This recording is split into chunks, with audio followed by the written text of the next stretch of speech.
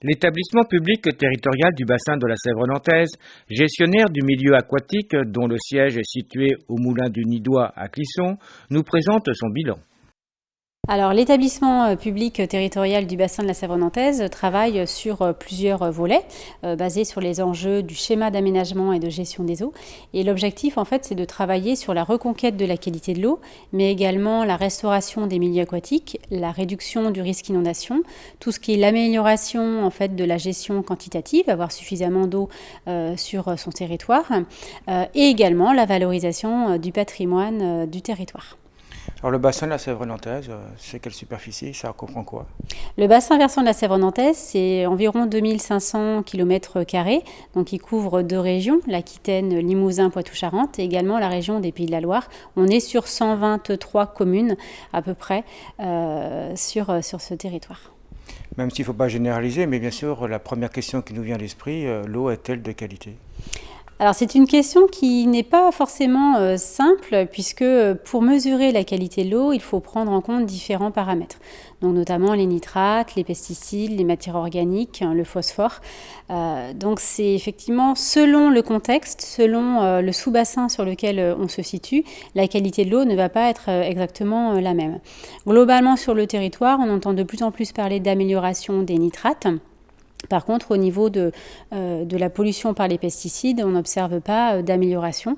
Et sur certaines portions du bassin versant, il y a parfois des pics de pollution. Donc il y a beaucoup de travail à faire sur ce sujet.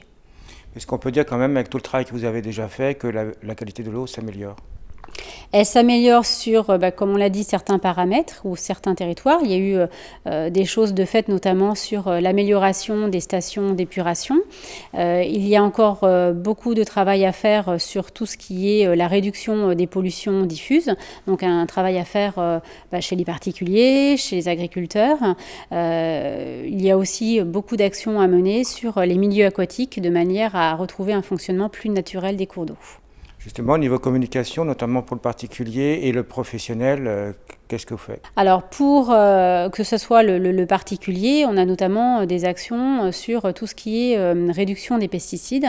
Donc on propose, en lien aussi avec des structures animatrices et des communes, des opérations telles que la charte de l'éco-jardinier. Donc c'est une charte qui vise à sensibiliser le propriétaire particulier, jardinier, pour qu'il réduise en fait les pesticides dans son jardin et qu'il ne les utilise plus à terme. Voilà, donc il y a un partenariat qui est mené avec des propriétaires de jardins à l'échelle du bassin versant et avec un objectif effectivement de réduction de ces produits phytosanitaires. On peut avoir également des produits qui viennent du bâtiment, nettoyage de toiture, etc. On oublie beaucoup effectivement que les particuliers peuvent être concernés par la qualité de l'eau puisqu'ils utilisent des produits pour nettoyer leur façade ou pour nettoyer leur toiture. Et n'oublions pas que tout finit à la rivière, tout finit dans le cours d'eau et ça contribue malheureusement à polluer le cours d'eau. Donc ça, on a tendance à l'oublier. En restant après sur le cours d'eau, on peut parler également de continuité écologique. Alors, une petite définition. Alors la continuité écologique, en quelques mots, c'est faciliter la circulation piscicole, donc circuler en fait la circulation des poissons. Un poisson en fait va chercher à remonter le cours d'eau pour retrouver des zones de frayère. C'est aussi faciliter le transit en fait, la circulation de sédiments. Un cours d'eau, il a forcément des cailloux, des rochers, du sable, et il a besoin en fait de véhiculer en fait ces matières dans son lit. En fait. Donc la continuité écologique, effectivement, ou l'amélioration de la continuité écologique vise à améliorer cette circulation, que ce soit des poissons ou des sédiments, en réduisant en fait les obstacles qui sont présents sur le territoire. Plutôt que continuité écologique, on préfère parler d'amélioration du fonctionnement naturel des cours d'eau.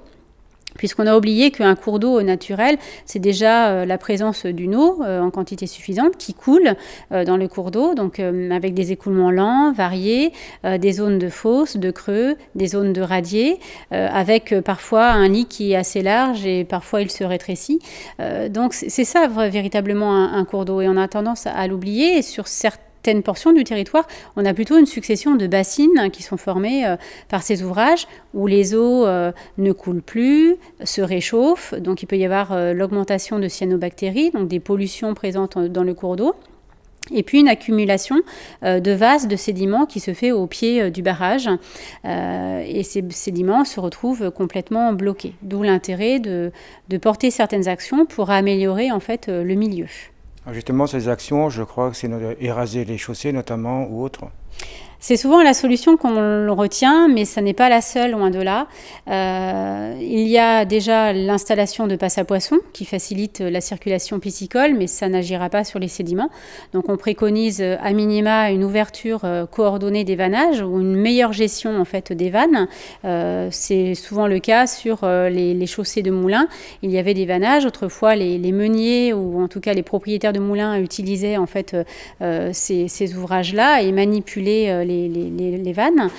Ça n'est plus le cas aujourd'hui. On a souvent oublié un petit peu.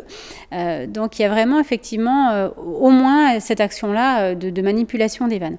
Après, ces ouvertures, qu'elles soient complètes ou temporaires en tout cas de vannes, il y a d'autres actions comme la création d'une brèche dans l'ouvrage de manière à faciliter cette circulation-là.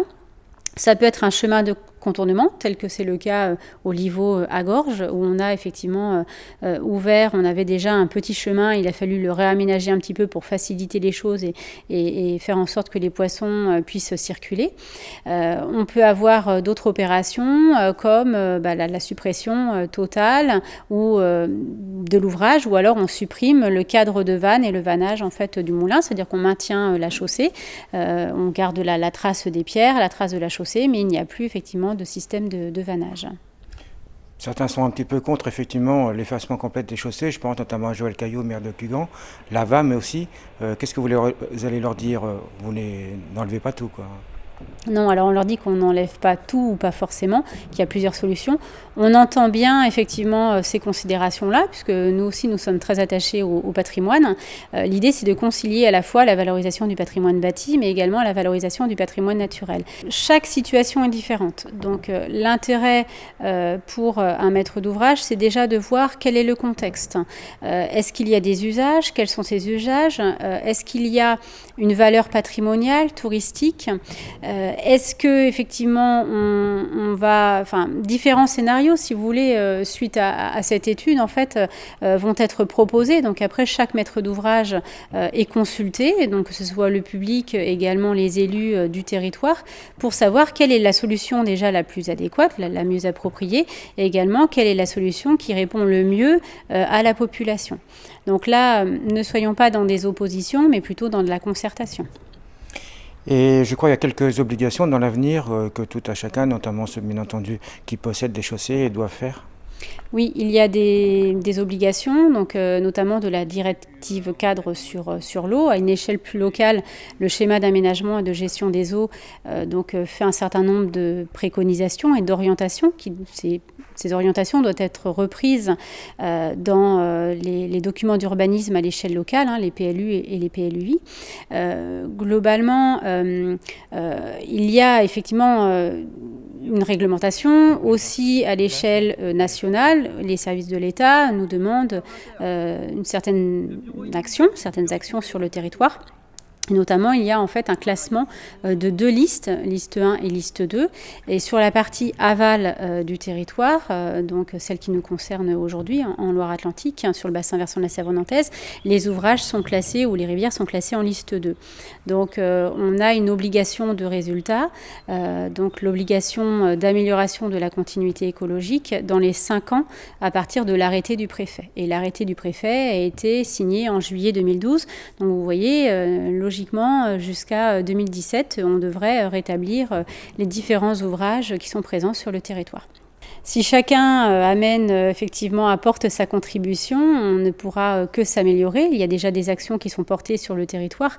On a parlé effectivement des actions sur la réduction des pesticides. Il va y avoir des actions également sur des mesures qui sont menées auprès des agriculteurs. Il y a du travail de fait sur les stations d'épuration. Maintenant, il reste encore beaucoup de chemin à parcourir. Il faut rester positif. La continuité écologique, une affaire à suivre.